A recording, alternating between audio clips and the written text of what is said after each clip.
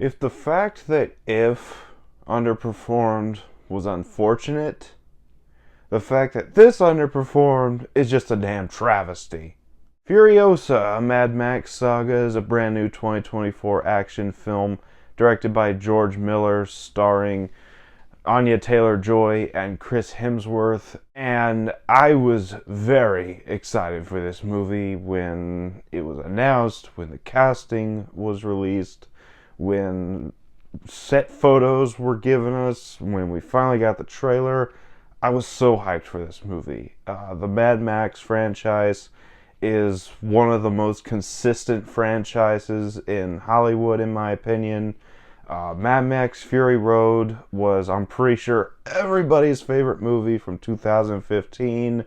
So, yeah, with Furiosa being a standout character in that movie, she was bound to get a spin-off film. So I was really excited. So let's go ahead and dive into the madness that is Furiosa, a Mad Max Saga. Starting off with the good. And there is just so much to love here. First of all, Anya Taylor-Joy as Furiosa is absolutely fantastic. I love Anya Taylor-Joy. She's one of my favorite actresses, hands down. I loved her in The Menu. I loved her in Split. I love her in everything she does. And this movie's no exception. In fact, I feel like this could be her best performance. Right up there with The Menu, at least. She's just so good in this movie.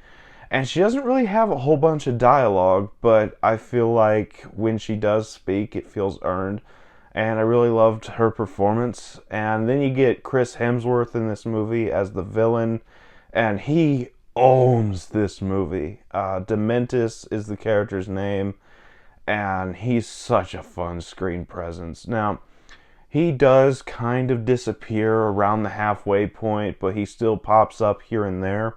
But he is so damn good when he's on screen. He's so charismatic. He's pleasantly evil in this movie. And you don't really get to see Chris Hemsworth do a villainous role a whole bunch. I think this and Bad Times at the El Royale are the only two movies I've seen him play a villain in. But he's so good as a villain in both of those movies, and this movie just nails it. He nails it here. And then you also have a character named Praetorian Jack, played by Tom Burke. Really a good standout character as well.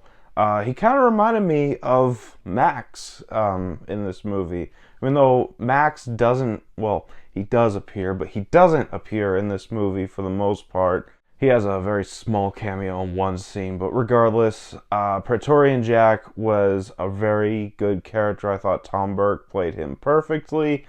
And I really loved his chemistry with Anya Taylor-Joy. I thought that they played well off of one another in this movie, and I just loved both of them. Praetorian Jack's a great character, and I feel like Max in Fury Road reminded Furiosa of Praetorian Jack, and that's why she chose to trust him in that movie. I just feel like that's a good tie-in to Fury Road.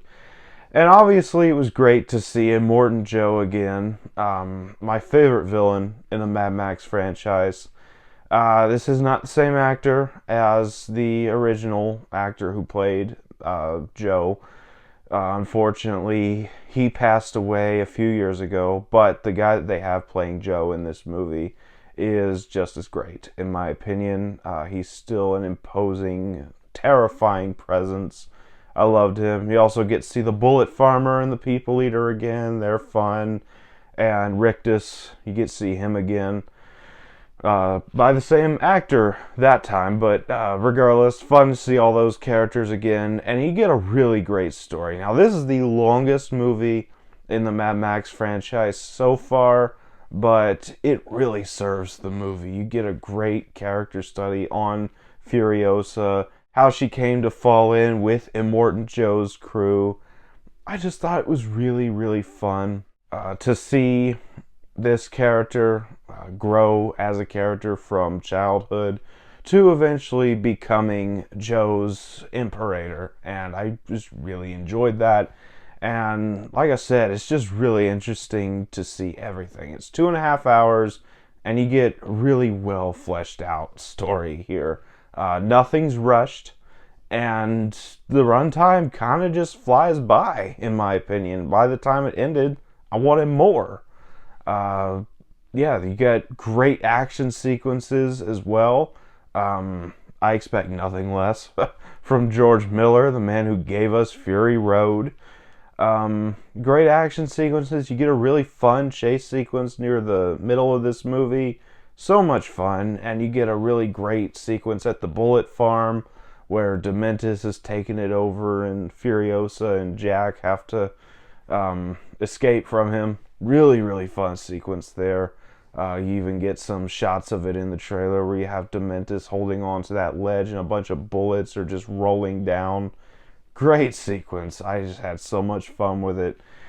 And also, the way this movie ends, I thought really tied in well to Fury Road while also closing up some loose ends that this movie could have very well left open. I'm glad this movie ties up all the loose ends. We're not left wondering, okay, well, why did this happen in Fury Road? What happened to this between the two movies? It ties up all the loose ends, and I just really love the way it wraps everything up in a nice little bow. Also, you get a great score, as with a Mad Max movie. They're just always great. And I love the fact that they showed little clips of Fury Road in the credits of this movie. But that's about all for the good. On to the bad. And there's really nothing bad about this movie. So let's go ahead on to the final thoughts. I loved this movie. It's easily one of the best of the year, in my opinion. Furiosa, a Mad Max Saga, is a badass film that really deserved to do better at the box office, and I'm going to give it a 10 out of 10. So that was my thoughts on Furiosa, a Mad Max Saga. What do you think about this movie? Let me know down in the comments what you thought about it if you've seen it. And as always, if you enjoyed this video, don't forget to like, comment, subscribe, and I'll see you all next time.